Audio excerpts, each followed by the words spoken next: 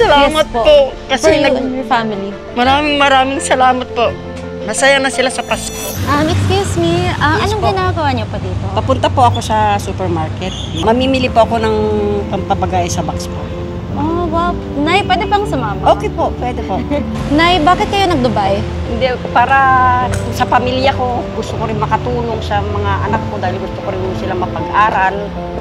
Ang galing niyo, Nay. Nay, anong balak niyo ngayong Christmas?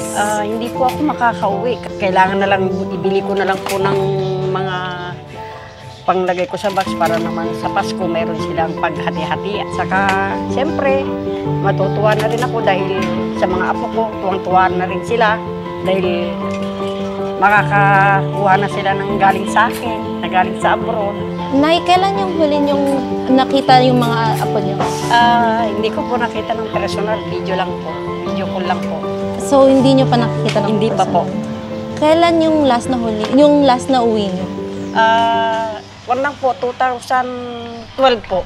Sa aking pamilya, pasensya na kayo kung sakali mang hindi ako makauwi. Pero ito yung pagsalusaluhan nyo na galing sa akin. At papasalamat na lang tayo sa Diyos na ilayo tayo sa anumang kapamakan at saka karamdaman. At kahit na malayo ako, makikita ko pa rin ang pamilya ko na masaya sila na pagtanggap ng aking mga padala na mga grocery. Nay, actually, libre na namin to. Kami na magka-cover nito. Talaga po. Salamat Yes po. For Kasi you and your family. maraming salamat po. Masaya na sila sa Pasko. At ngayon, challenge ko rin kayo gumawa ng isang act of kindness today. I-record nyo at itag nyo si Mr. Beast 1 Billion Followers Summit. Submit your video using the link below and 10 creators will be chosen to go on stage at the 1 Billion Summit and travel with Mr. Beast to Ghana to create an impact.